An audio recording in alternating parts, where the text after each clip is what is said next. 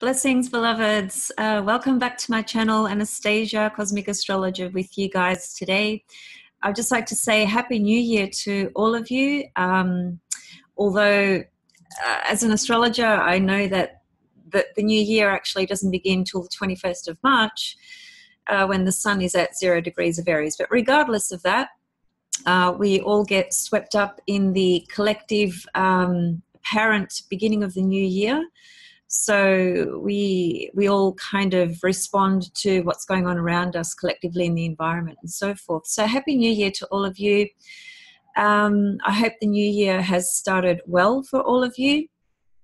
Today what I'd like to do is just do an overview really of the month of January, and just point to a couple of other things that are happening throughout the year, and perhaps at a later stage expand on the rest of the content of what's taking place astrologically throughout 2019. But for now, let's just try and bring the focus in and just focus on the month of January, because it is a really big super month. There is a lot going on, and I've been just sitting here the last hour kind of reflecting on the planetary energies, having a look at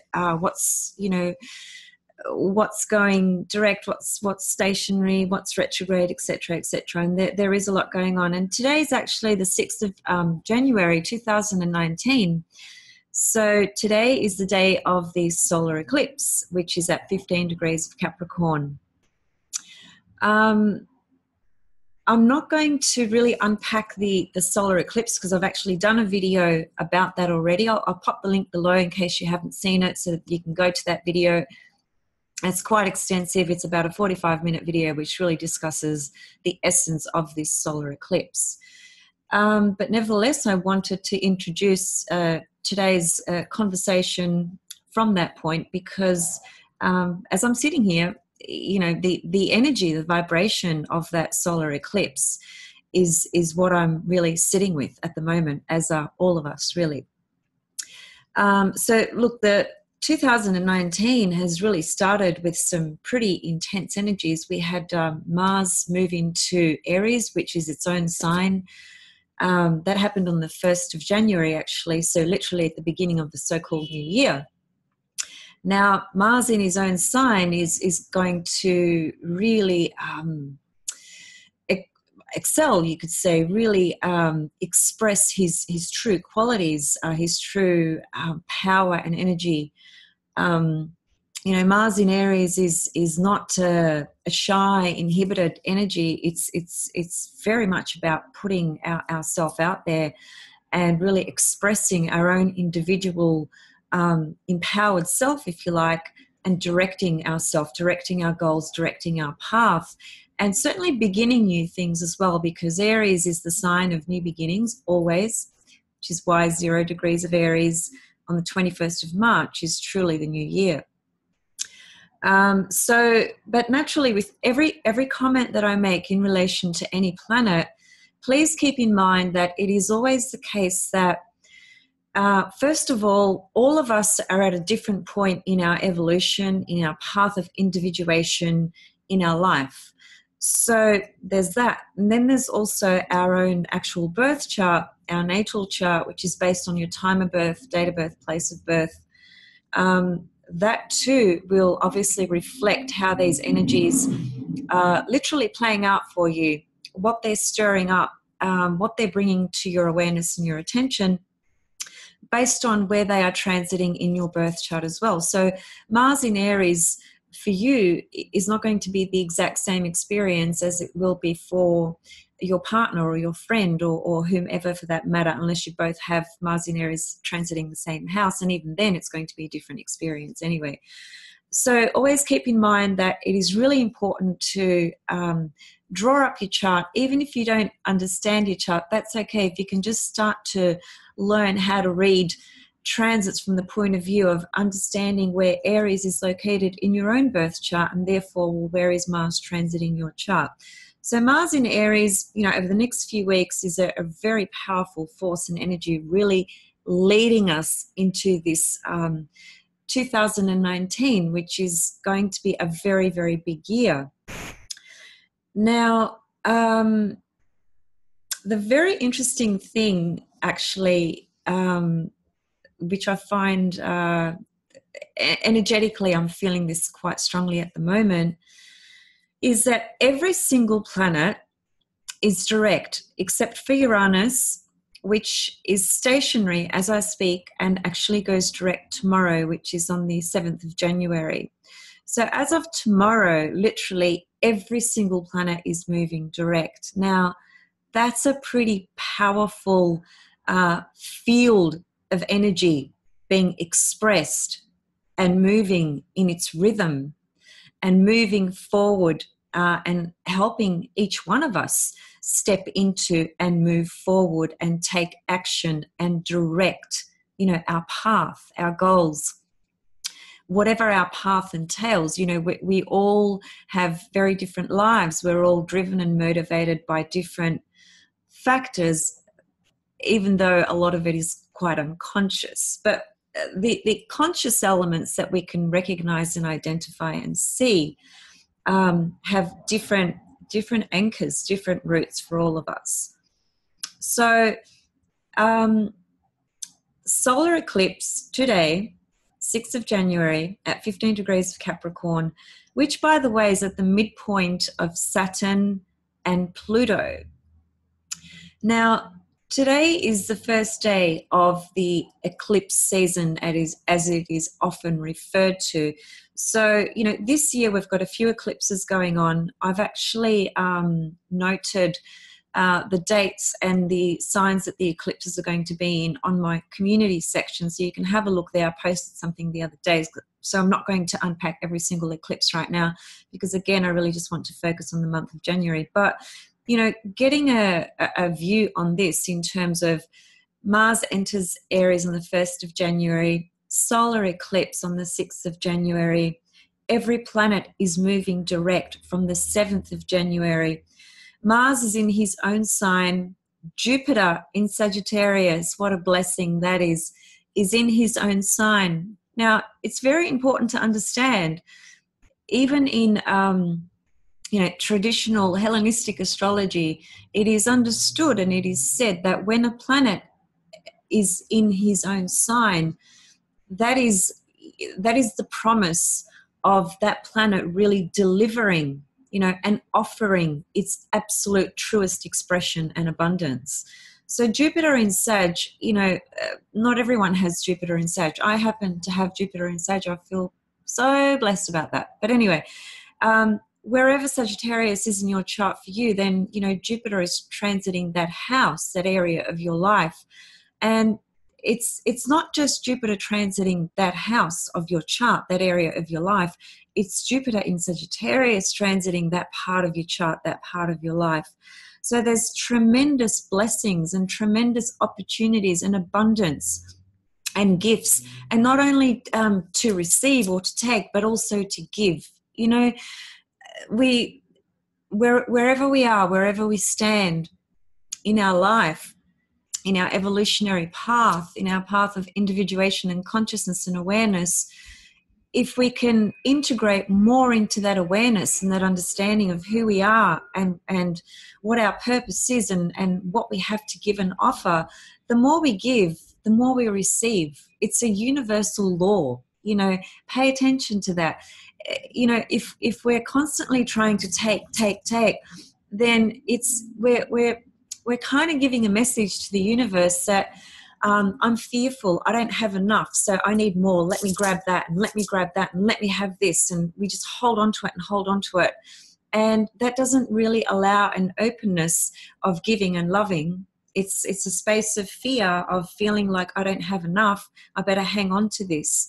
Now, Uranus, which is going direct tomorrow in the sign of Aries at 28 degrees of Aries, and will on the 6th of March actually enter Taurus, which there it's going to stay for 7 years. Now, Uranus in Taurus is really going to individuate the collective, and it's going to individuate our own personal relationship to values, money, and our physical body as well. So this, Taurus is it's probably the most fixed sign out of the 3 fixed signs. So we have Taurus, Leo, and Aquarius. They are the 3 fixed signs.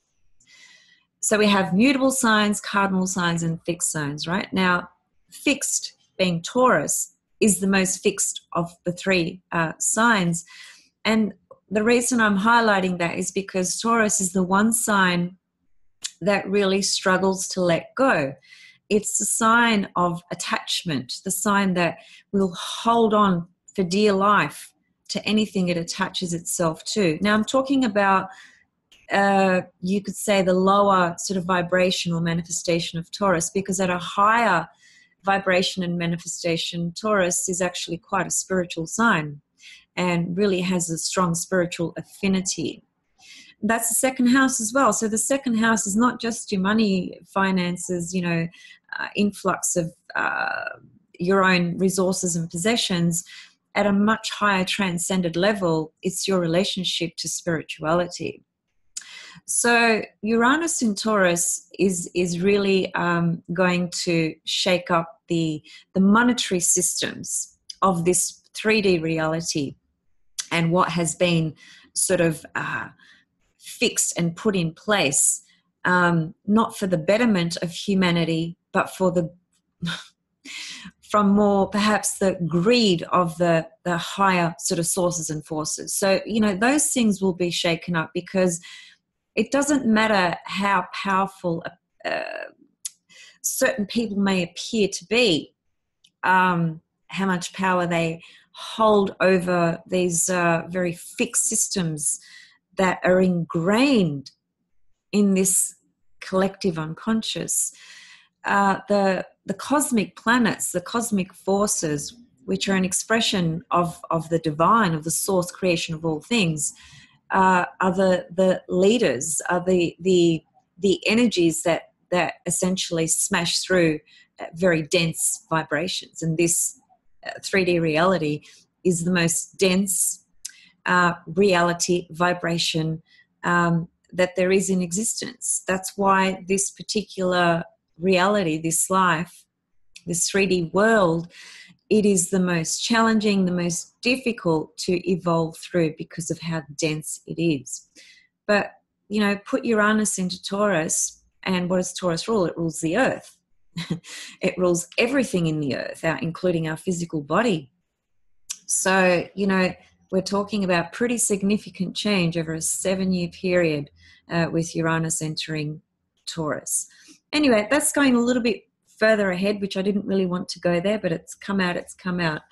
The thing that I wanted to point to, though, and I want to read something to you guys, is that so Uranus has been retrograde since the 8th of August of 2018, and it goes direct tomorrow. So that's essentially 5 months. Now, the outer planets, transpersonal planets, higher octave planets, which is Uranus, Neptune, and Pluto, those planets, when they go retrograde, they usually stay in a retrograde period for quite some time, 5-6 months.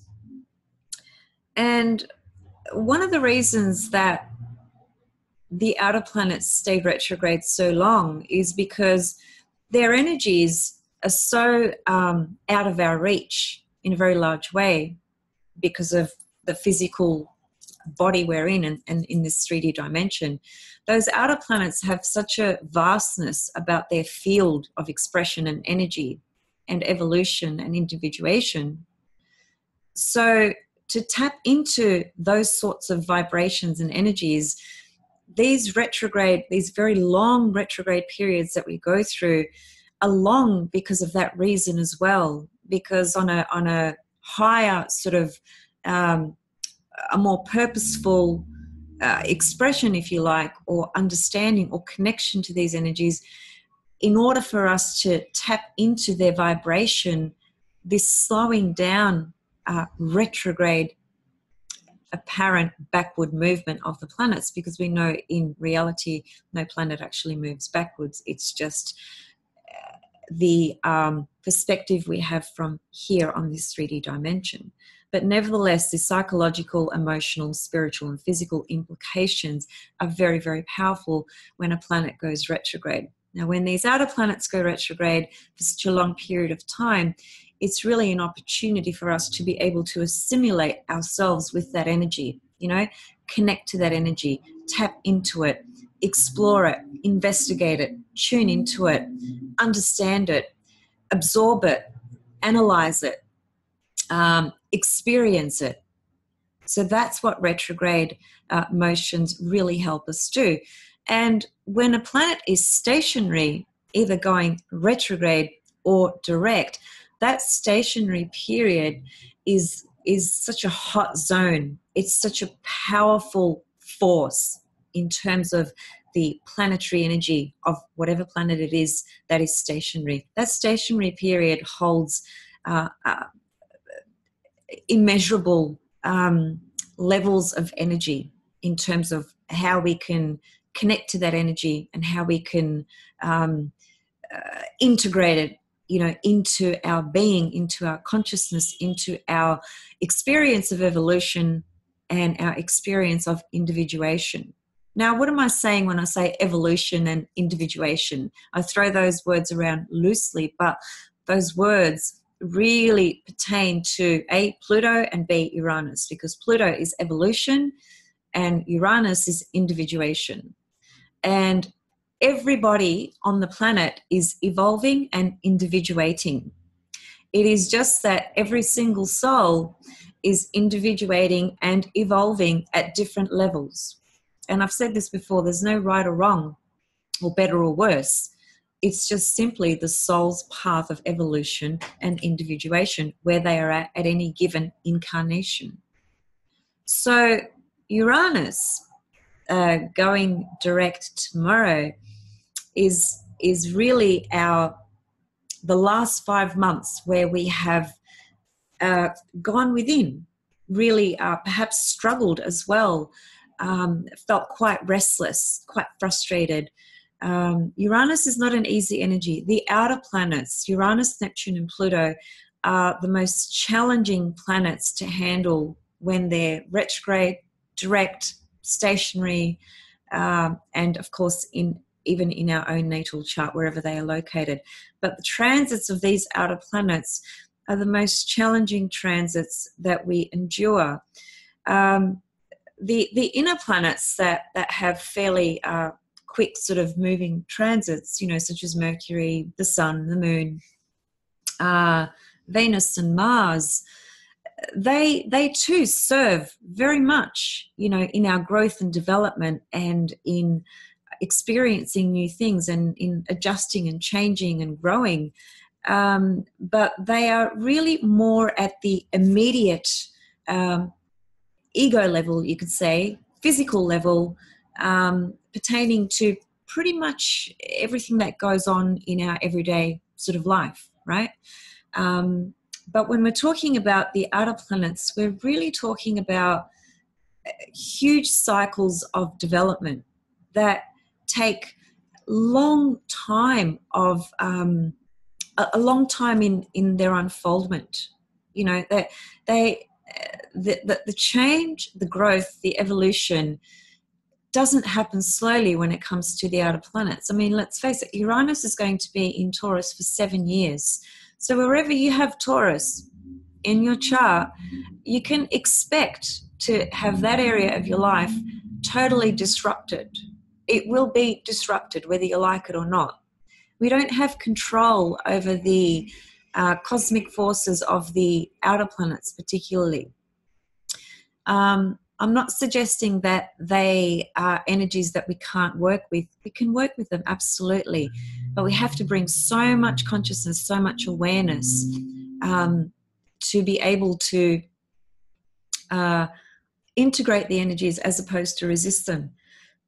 The moment we resist, what happens is we project that energy out there, as it were, onto another, onto a situation, onto people, a person, and that energy then comes through that external situation or person, and we see it as a problem, as a difficulty, as a real struggle, conflict, tension, coming at us from out there. So when something appears to be coming at you from out there, it feels like, well, I have no control over that. It doesn't belong to me. So what can I do with that? It's just coming at me, as it were. This is the whole process of, projecting unconsciously. That happens all the time, throughout our entire life. But the point is that the more we can become aware and take responsibility of our own evolution, of our own individuation, of our own choices, of our own pathway, and empower ourselves to stand in that and deal with the waves that come through. Life is not just, one tone. It's not just one flat path for anybody. And if it was, it just won't happen, not in a world of duality. It's not supposed to happen. We are supposed to endure a lot of different things, and sometimes it's unbearable. I've had clients recently approach me going through some really intense periods. Some of them it's been years, and there are explanations for that. And it is really hard when you're going through a long period of really intense pain or suffering, or what appears to be abuse, or your life feels like it's out of your control and so forth. There's as painful as it is, and as dark as it may feel, and as hard as it seems at the time, there is so much potential for evolution, and spiritual growth. But you won't see that. You won't identify with that if you're in the space of feeling victimized, feeling disempowered, because when you're in that space, everything is projected out there, so it feels like it's coming at you from out there. So the process of individuation, which is about very much about deconditioning, and that's what Uranus is about. Individuation is always about Uranus. And Uranus is always about deconditioning, removing, releasing the old habits, structures, beliefs, anything that has conditioned you in a way that doesn't enable you to be liberated and free. And it's not just from this existence, from this life. Uranus is connected to long-term memory. So therefore, the implication is that that long-term memory is connected to other lives. So within us, we hold in our long-term memory experiences of previous conditioning and trauma, because Uranus is associated to trauma as well. So those sorts of experiences in our long-term memory reside within us, within our being. And so it is challenging because, in this life, we're not just dealing with what presents and what appears in this life. We're dealing with that, but we're also dealing with past life residue, karma, things that your soul has chosen to resolve this incarnation. So nothing is being done to you. Nothing is being done to me. Nothing is being done to anybody.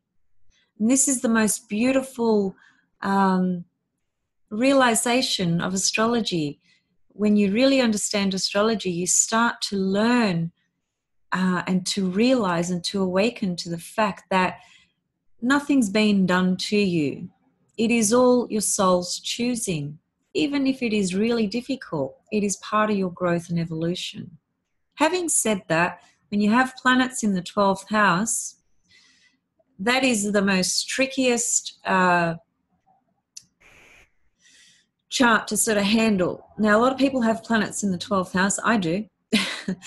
And I know how tricky that's been for me, and how much I've had to really wake up and grow and evolve and individuate and wake up and wake up and wake up. Because planets in the 12th house, it always feels like there is something out there coming at you. That's just the nature of planets in the 12th house.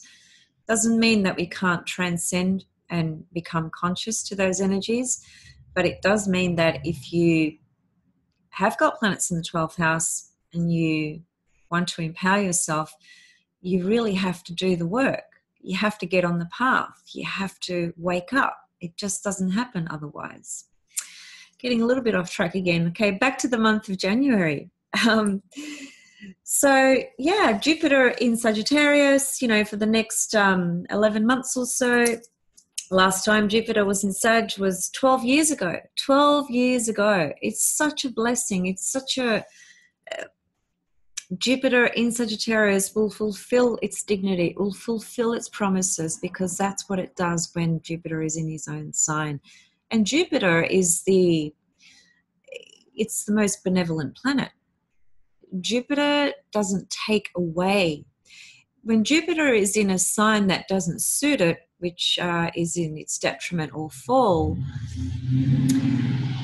such as Gemini and Virgo and Capricorn. Those are the three signs that Jupiter can't give its total promise. It's not Jupiter taking away, though, because Jupiter never takes away. What it is those signs, Gemini, Virgo, Capricorn, those signs drain Jupiter's benevolent nature. That's what happens. That's why Jupiter in those signs cannot offer and fulfill its entire promise, which is absolute abundance, blessings, gifts, growth, expansion, amplification of anything that it touches. So anyway, that's another story. I might do a separate video on that, Jupiter in those signs, and yeah, why it is the way it is in that. But anyway, Jupiter's in Sag, so we can all really tap into this energy, which is, what is it about? It's about your faith, really. I mean, naturally, again, as I said at the beginning of the video, you need to see where Jupiter is transiting in your chart, because it is that area of life that it's going to stimulate, that it's going to energize and bring your awareness and attention to. So, you know, I mean, look, I've actually done another video on transiting Jupiter through the houses. Perhaps I'll put a link below underneath this video as well, if you want to go back to that, because I don't want to unpack Jupiter in Sag through every single house. I've already done it. So please look at that video so you can get some insight for yourself if you already haven't. But overall, you know, it's a beautiful year with Jupiter in Sagittarius. We're very lucky. We're very blessed on a number of different levels. We just need to be able to be receptive to that. It's like I said before, you know, if we're holding a position of, I want to take, you know, I don't have enough, and which is a place of fear, there's no faith in that. And that's what Jupiter does. You know, Jupiter gives us faith in ourselves, faith in life, in the cosmos, in the divine. That faith that is unshakable, but is rooted and anchored in truths. Now, I didn't say truth, I said truths. And I'm making a distinction there because there isn't just one truth. There are different truths that we all connect to. This is an interesting point, because this year Jupiter is going to square Neptune 3 times. The first one occurs on the 13th of January. So that's just a week away. The next one is June 16, and the final one will be on the 21st of September. Now, these dates might adjust either side depending on where you are on the globe. Always keep that in mind. Now, Jupiter square Neptune is a pretty interesting transit, actually. And as I said, it begins on January 13th. Now, this is really testing our faith, our ideals, our dreams, our wanting to expand ourselves in our life, and going out there and putting our faith into situations. It could be a job. It could be a business you're starting. It could be just something new that you're starting in your life that requires you to have a strong sense of faith and belief. Now, the Neptune squaring that is going to mix things up, because Neptune can really create that sense of disillusionment. You know, the rose-colored glasses where the Jupiter in Sag is that arrow shooting out towards the bigger picture where the sky is not the limit. Sky is not the limit when we've got Jupiter in Sag. It's boundless. So there's so much, there's such a big sense of optimism and confidence and faith and encouragement to enable you to go out and to start to create whatever it is you're wanting to create in your life. But you've got to be careful because Neptune brings in that sense of disillusionment. It can really heighten your sense of spirituality. It can really heighten your ideals and your sense of faith, and can make you reach into things that you otherwise couldn't or wouldn't. But at the same time, it can be, it can perhaps push you forward into things that are not real, not realistic, perhaps is a better way to put it. Neptune and Jupiter, you know, they both rule Pisces traditionally. And what's Pisces about? It's about dreams. You know, it's about the ideal. We all have these ideals in our, you know, perception or understanding or desires. And Jupiter Neptune is a very tricky energy for that reason, because it can create an overshooting into something that is not really realistic. I'll read you what Rob Hand says about the Jupiter-Neptune transit. Now, Rob Hand is, you know, one of the greats of greats, and this book was written a very long time ago. I would add more to this, but this is a pretty good sort of overview of understanding Jupiter square Neptune. Okay, at this time, he says, you'll work very hard to actualize your ideals and find a concrete way to put your spiritual views into practice in the real world. But you can expect the real world to put up some resistance to your ideals. Among other things, you will be challenged to demonstrate that your ideals are not just irrelevant in practical abstractions. You will also have to demonstrate that your views are based on realism rather than some dream world, which is where you may very well be now. So this Jupiter-Neptune really does create that sense of dreaminess and, you know, sort of inspiration and ideals, and it's wonderful because it's an intoxicating kind of blissful feeling, but it can be very, very unrealistic.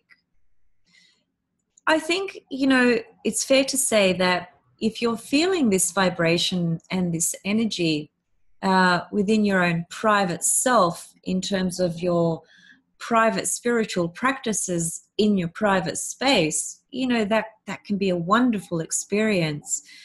But he basically talks about caution when it comes to dealing with money and finances as well. So if you're stepping into a project that is a monetary project, just be very aware that you have some realistic glasses on when you are looking or assessing or contemplating what it is you're about to step into, because this Jupiter Neptune can it just can create disillusionment, period. Ideals that are totally unrealistic in what it is you're trying to step into or create.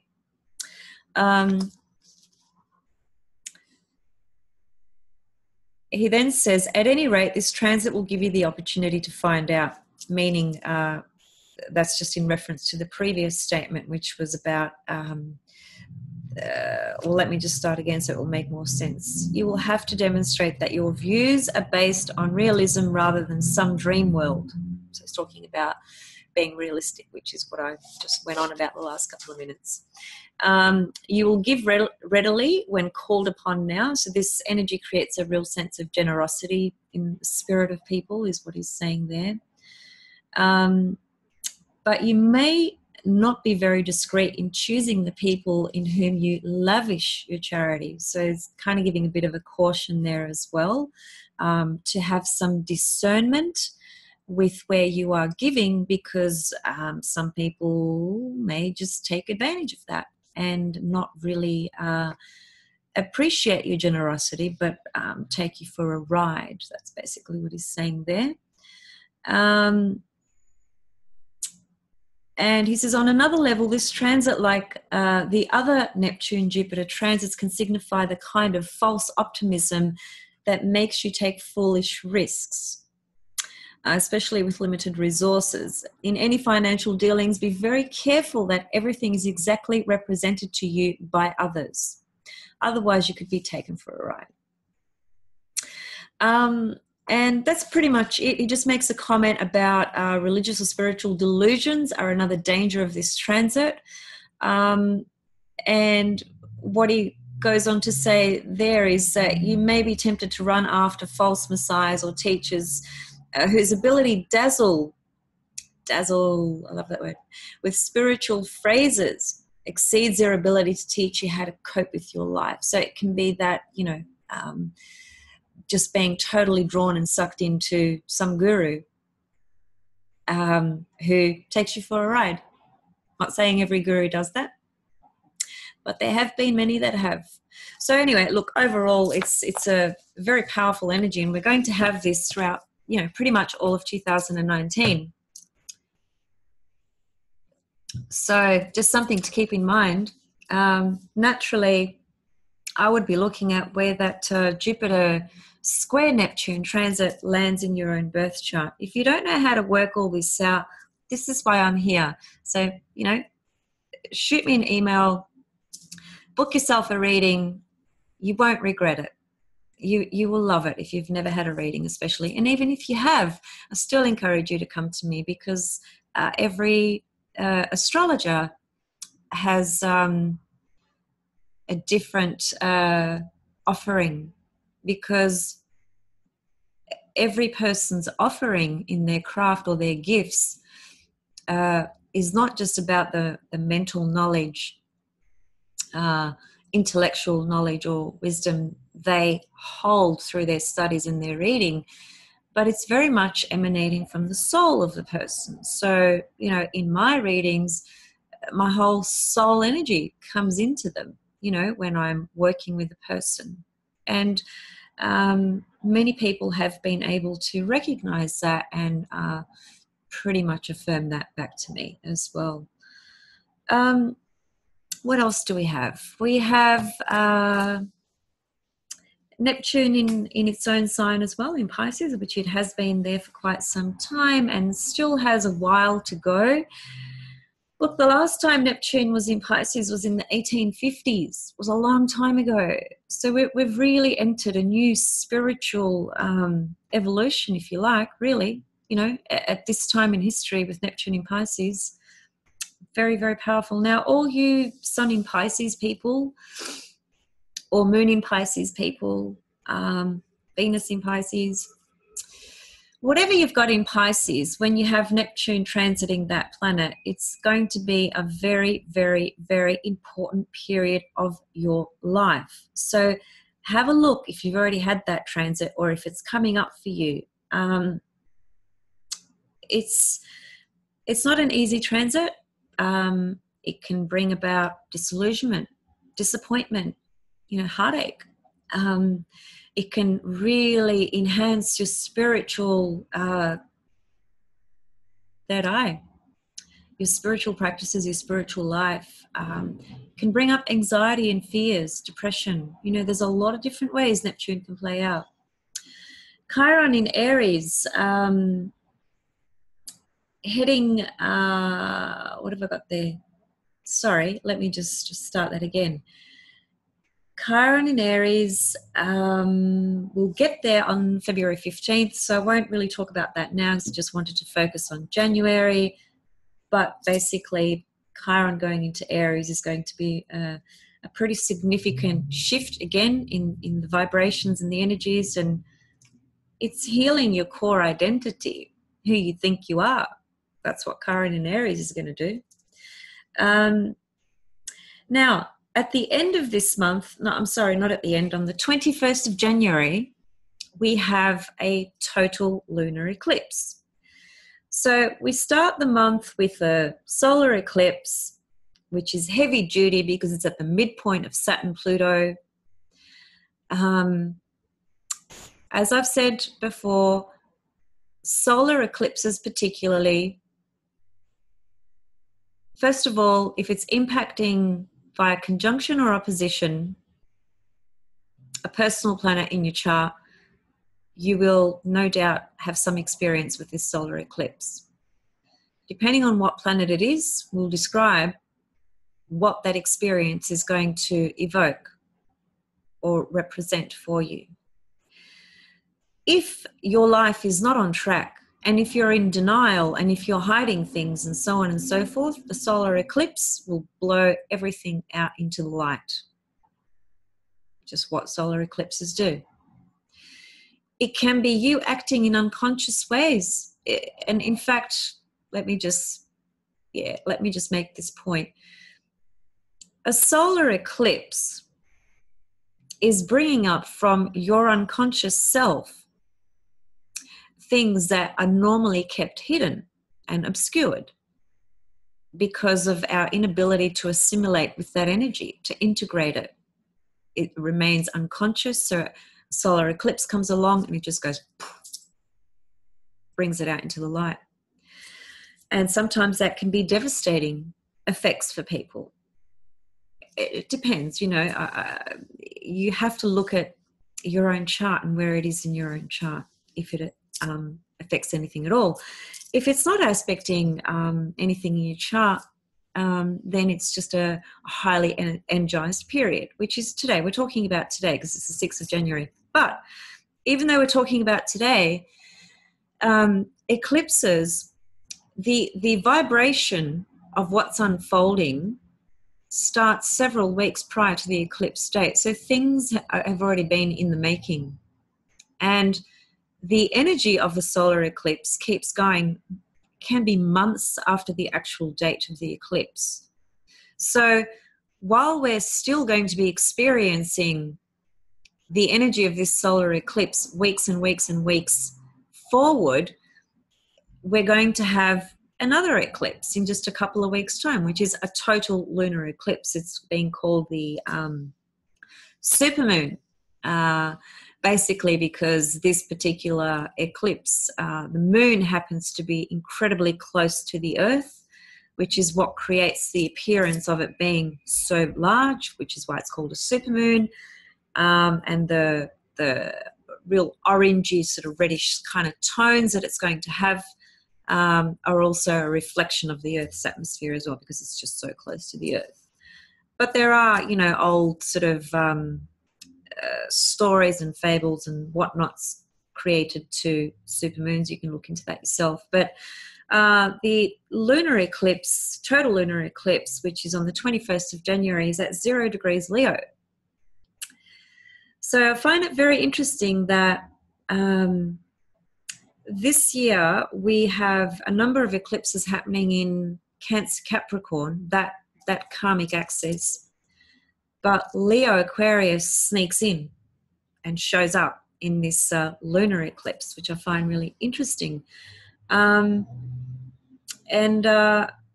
it's actually, what is it? It's literally hours after the sun ingresses into Aquarius.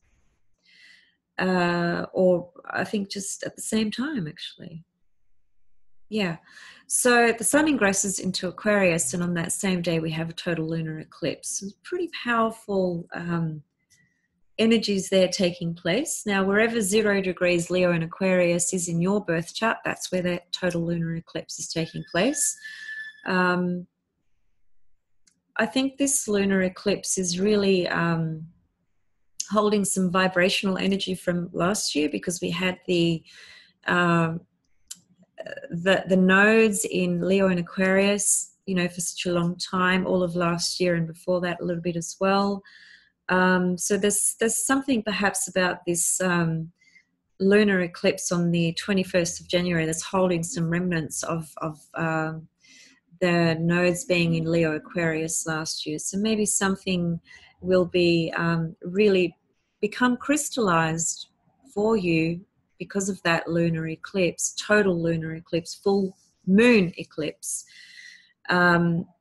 At 0 degrees Aquarius Leo. Now I know where that is for me. It's very, very powerful in my chart actually. So have a think about where that is for you, because that is definitely going to illuminate something about that archetypal energy, Leo Aquarius. Where is that in your chart for you?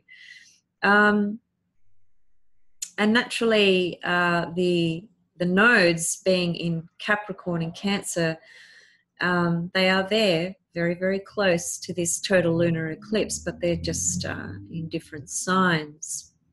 This is why I think this total lunar eclipse at 0 degrees Leo Aquarius is something unfinished from last year. Something unfinished. Well, anyway, either way, it's going to be shown to you, because that's what full moons do as well. They illuminate whatever's been kind of building and lurking and unfolding and developing and hiding. Okay, the other very interesting thing that I wanted to mention is that, as I said, as of tomorrow, every planet is moving direct. And that is going to be the case until the 6th of March. The first planet to go retrograde is Mercury, which is on the 6th of March. Now, that's some time away, so I won't bother talking about that. Besides, we all know what Mercury retrograde means anyway. But the other thing I wanted to point out, which is I find really fascinating, is that Venus and Mars will not be retrograde in 2019. They will not go retrograde until 2020. So, 2018, we had Venus and Mars do this massive retrograde cycle, both of them. So 2018 was a big year for relationships. There's been a lot of breakups. There's been a lot of heartache. There's been a lot of reevaluation, a lot of having to go back and revisit things, people from the past popping up. There's been a lot going on with relationship dynamics because of the Venus-Mars retrograde cycles of 2018. But we've completed that now. And Mars in Aries, and Venus is going to go into Sagittarius. When does it go into Sag? 7th of January, which is tomorrow. Yay. Out of Scorpio, finally. Nothing against Scorpios. Love the Scorpio energy. Got Venus opposite Pluto, so I know what it's like to have Scorpio energy in relationships. It would just be nice, though, and kind of refreshing to step out of the intensity of recycling, revisiting, reevaluating, just going back into, but we've had to do that. We've had to do it. We've had to do it very, very intensely with Venus and Scorpio and Mars as well going retrograde, So anyway, this year, 2019, Mars and Venus will just be shooting straight through the entire year in all the signs that they complete. And that's going to, I think, alleviate some of the tensions that we've had in what we've had to address and revisit in our world of relationships, pure and simple. So that's kind of good news. Then later in the year, Saturn, Neptune and Pluto all go retrograde as well. So up until 6th of March, everything's moving full speed ahead. So take advantage of that, I think, of perhaps stepping into things, making some more concrete decisions, making some planning around things. It's, energy is moving forward. It's enabling you to step into things. Pretty simple, pretty clear cut. There was something else I wanted to read. It's about Uranus.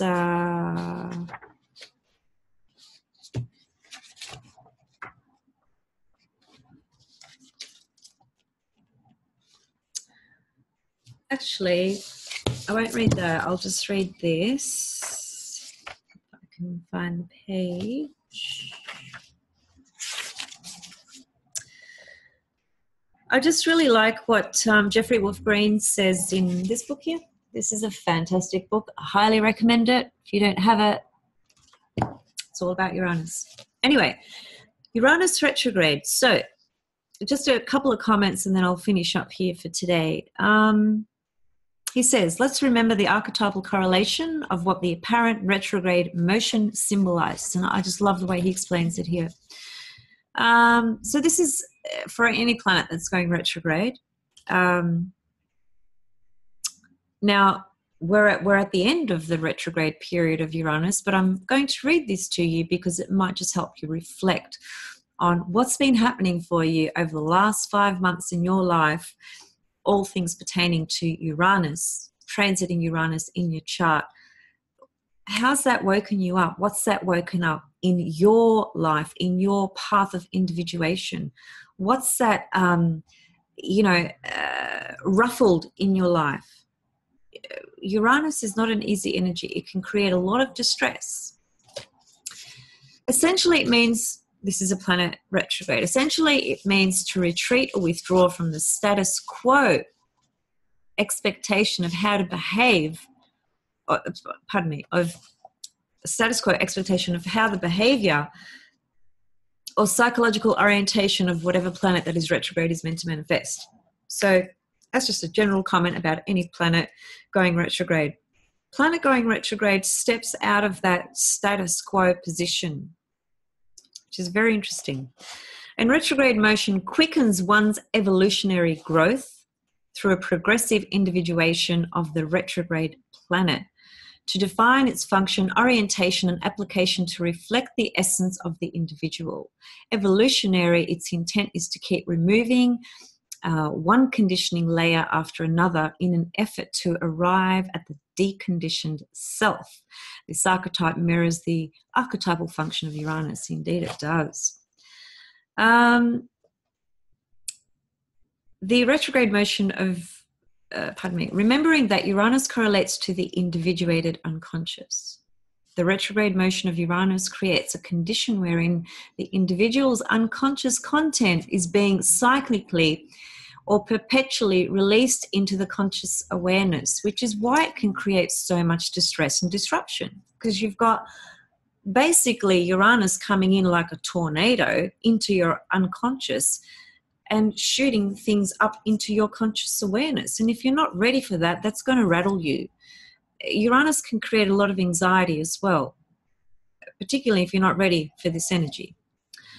This is done to accelerate the individuation process through a liberation of the past conditions that have defined the individual in this and other lifetimes. So this is some of what has been taking place for us individually and collectively while Uranus has been retrograde. Now it's about to go direct tomorrow. So a lot of energies, everything's moving forward as of tomorrow, as I said. So have a think about what's going on for you in your life, and maybe a reading might help you. So please feel free to contact me. Again, thank you so much, all of you, for your beautiful comments and questions and engaging in the community section. And thank you for subscribing and, engaging, connecting, all those things. There's a lot of new subscribers that have come on board in the last month. I thank you all so much, and I thank every one of you. And much love and blessings to all of you. And I'll be back. I do want to do a video on... forgotten her name. Just had a mental blank. Amy Winehouse. Yes. I am really looking forward to doing a video on her chart. I've got some wonderful things to share. They're wonderful in the sense of helping you understand astrology, helping you understand how planetary energies can be so literal.